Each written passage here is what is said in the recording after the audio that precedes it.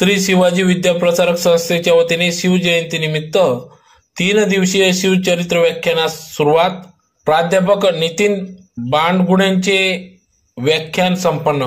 याबाबत अधिक वृत्त असे की आज दिनांक 17 फेब्रुवारी 2024 रोजी सायंकाळी 7 वाजता धुळे शहरातील शिवाजी विद्या प्रसारक संस्थेच्या वतीने शिवजयंती निमित्ताने व्याख्यानाचे आयोजन करण्यात आले, ज्यात प्रामुख्याने आज शिवव्याख्याते म्हणून माननीय प्राध्यापक नितीन बांडगुडे पाटील यांनी या ठिकाणी आपल्या व्याख्यानातून या ठिकाणी श्रोत्यांना मंत्रमुग्ध करून शिवरायांचे या ठिकाणी त्यांनी कार्याचा उजाळा दिला।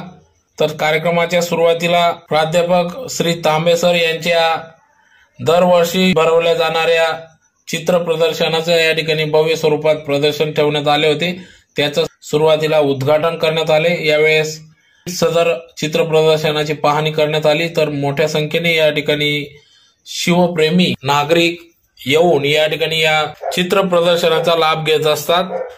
तर तदनंतर या ठिकाणी या पहिल्या पुष्पाची सुरुवात, तर या कार्यक्रमाप्रसंगी सुरुवातीला श्री छत्रपती शिवाजी महाराज यांच्या प्रतिमेस पुष्पहार अर्पण करून अभिवादन करण्यात आले। तदनंतर दीप प्रज्वलन करण्यात आले। तर कार्यक्रमाप्रसंगी या ठिकाणी उद्घाटन प्रसंगी अध्यक्षस्थानी धुळे जिल्हा परिषदेचे माजी अध्यक्ष माननीय सुभाषदादा देवरे हे होते। तर प्रमुख अतिथी म्हणून धुळे जिल्हा अप्पर पोलीस अधीक्षक किशोर काळे, त्यांच्यासह मान्यवर देवपूर पोलीस ठाण्याचे पोलीस निरीक्षक माननीय धनंजय पाटील आदी मान्यवर या ठिकाणी उपस्थित होते।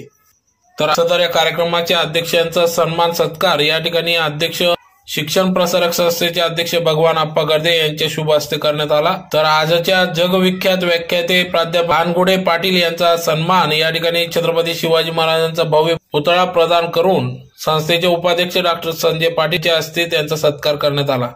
तर यावेळी या पहिल्या पुष्पाला मोठ्या संख्येने सर्व शिवप्रेमी नागरिक जनता या ठिकाणी मोठ्या संख्येने शेकडोंच्या संख्येने उपस्थित होते। तर संपूर्ण मैदान हे महिला पुरुष विद्यार्थी तरुण यांच्यासह गच्च भरून गेले होते।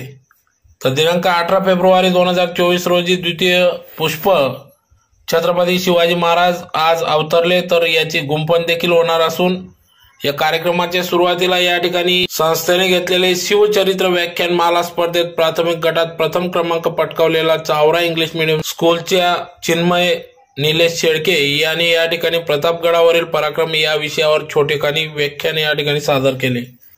तर कार्यक्रमाप्रसंगी या ठिकाणी कार्यक्रमासाठी शिवजयंतीच्या दिनांक निश्चित करताना समितीचे अध्यक्ष माजी मंत्री दाजीसाहेब रोहिदासजी पाटील, महाराष्ट्र प्रदेश काँग्रेसचे कार्याध्यक्ष धुळे ग्रामीणचे जलदूत आमदार तथा संस्थेचे चेअरमन कुणाल बाबा पाटील, संस्थेचे उपाध्यक्ष प्रफुल्ल बापू सिसोदे, कवित्री बहिणाबाई चौधरी, उत्तर महाराष्ट्र विद्यापीठाचे सिनेट सदस्य डॉक्टर एस.टी. पाटील, धुळे जिल्हा परिषदेचे माजी अध्यक्ष सुभाषदादा देवरे, गुणवंतदादा देवरे, उत्कर्ष भैया पाटील, डॉक्टर शिवाजी तात्या पाटील, प्राचार्य डॉक्टर सुरेश नंदन, प्राचार्य जी.डी. पाटील, प्राचार्य प्रदीप नवसारे, संस्थेचे प्रशासन अधिकारी प्रमोद भाऊ पाटील तथा सर्व पदाधिकारी शाखा प्रमुख यांनी या ठिकाणी या कार्यक्रमाचे आयोजन केले। तर सूत्रसंचालन डॉक्टर सदाशिव सुरेशी, श्री विशाल ठाकरे, श्रीमती डॉक्टर अनिता देवरे यांनी केले। तर पसायदान श्रीमती मनीषा सुदेश गोसावी यांनी केले।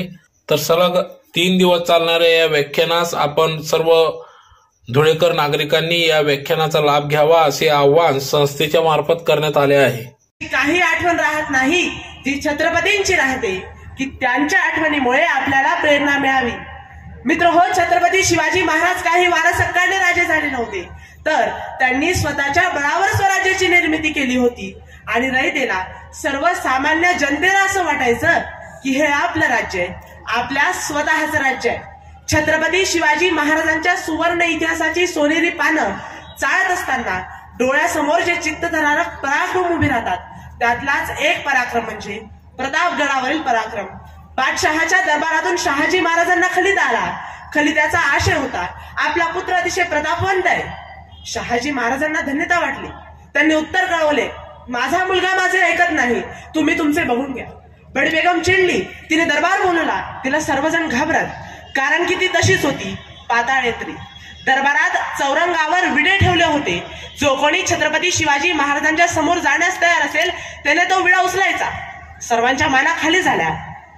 बडी बेगम कडाळली, तिने कपाळावर आढा आणला, डोळे वटारले. तितक्यात त्या उभ्या असलेल्या सर्व शमशेर बहादूर सरदारांमधनं एक भला मोठा दिप्पाड सरदार पुढे आला. त्याचं नाव होतं अफजल खान. तो बोलला, मैं शिवाजी को लाकर हुजूर के आगे पेश करूंगा, आणि तो निघाला. बडी बेगमने त्याच्यासोबत घोडदळ, पायदळ, हत्तीदळ अशी 40,000 फौज दिली होती. इकडे महाराजांची दररोज गडावर खलबत चालली होती. यसाजी, कोंडाजी, सूर्याजी, गोपीनाथ पंत यांच्यासोबत महाराज दररोज बातचीत करत होते. काय होणार, कसे होणार हे कोणाच ठाऊक नव्हते.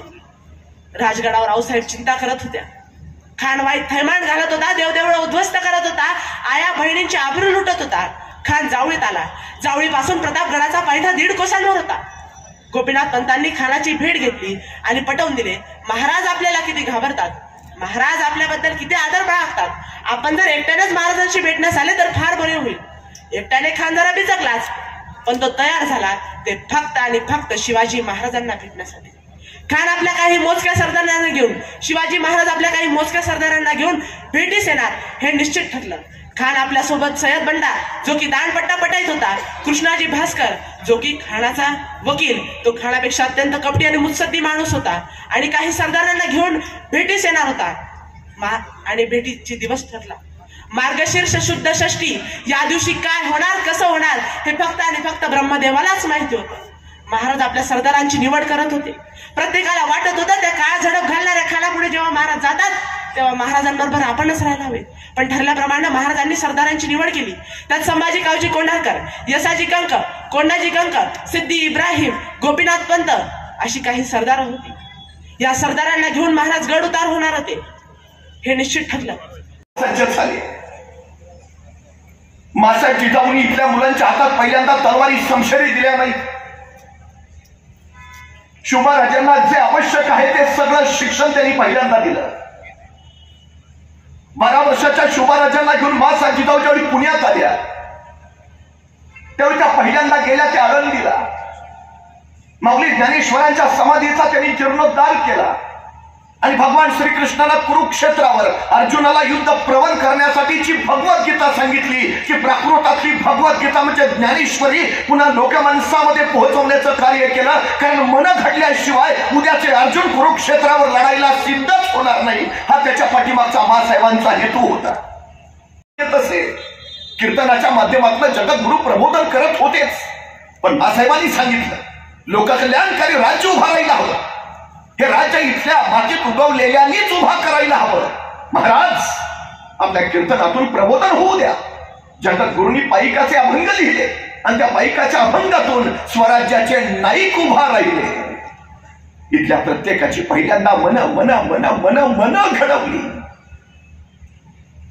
शहाजी राजांना 8 भाषा येत आहेत.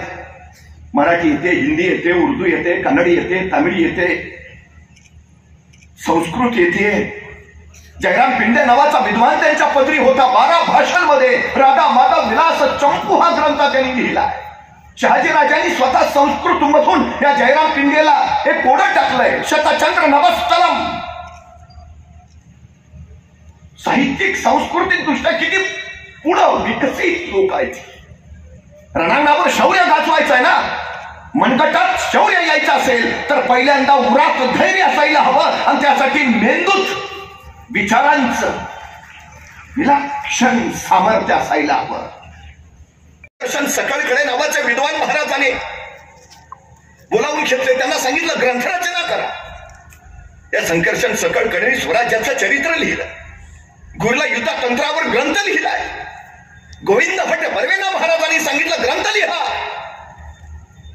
खगोलशास्त्रावर, अवकाशशास्त्रावर महाराजांनी त्यावेळी ग्रंथ लिहून घेतलाय. बाळशास्त्री ज्योतिषी संगमेश्वरांकडनं महाराजांचा खगोलशास्त्राचा अभ्यास आहे. मराठीतला पहिला शब्दकोश महाराजांनी तयार करून घेतला. भाषा शुद्धीकरणावरचा ग्रंथ. फारसीचं आक्रमण बाजूला केलं आणि मराठीचं सामर्थ्य वाढवलं. पहिला शब्दकोश म्हणजे राजव्यवहार कोश महाराजांनी तयार करून घेतला. अमात्य बोलू रघुनाथ पंडितम करोची राजव्यवहार कोशम. सांस्कृतिक साहित्यिक दृष्ट्या स्वराज्य घडवायचं काम चालू आहे. कवींद्र परमानंदांना सांगितलं ग्रंथ लिहा. त्यांनी शिवभारत लिहिलाय. सगळं जीवचरित्रच रेखाटलंय त्यांनी. अज्ञानदास यमाचे शाहीर अशा शाहिरांना महाराजांनी सांगितलं, पोवाडे करा गा, मुक्त कंठाने गा, लोक माणसांची मन घडवा गा. गागा भट्ट आलेत राज्याभिषेकाला. महाराज सांगतायत ग्रंथ लिहा. गागा भट्टाने इथल्या मुक्कामात शिवार कोद आहे, समय नाही, राज्याभिषेक प्रयोग असे किती ग्रंथ लिहिले. और रायगडावर महाराजांनी विवेक सभा उभारली, ज्याला आताच्या भाषेत आम्ही डिबेटिंग क्लब म्हणतो. जगभरातले सगळे विद्वान तिथे यायचे आणि महाराज त्या विद्वानांशी विविध विषयांवर चर्चा करायची. एकीकडे स्वराज्याची धामधूम चालू आहे, लढाया रणसंग्राम सुरू आहे, स्वराज्य उभा करायची धडपड चालू आहे, आणि तरीही शिवराय जगभरातल्या सगळ्या विद्वानांशी चर्चा करतायत. एके दिवशी या विवेक सभेमध्ये महाराजांनी गागा भट्टांना सांगितलं, आद्य शंकराचार्य, कुमारिल भट्ट आणि मंडन मिश्र यांचा अद्वैतावर जो वादविवाद झालाय तो ग्रंथरूपाने लिहा. महाराजांना आद्य शंकराचार्य माहिती आहेत, कुमारिल भट्ट माहिती आहेत, मंडन मिश्र माहिती आहेत, त्यांचा काय वादविवाद झालाय तो अद्वैत विषय माहिती आहे, आणि हे ज्ञान पुढच्या पिढीपर्यंत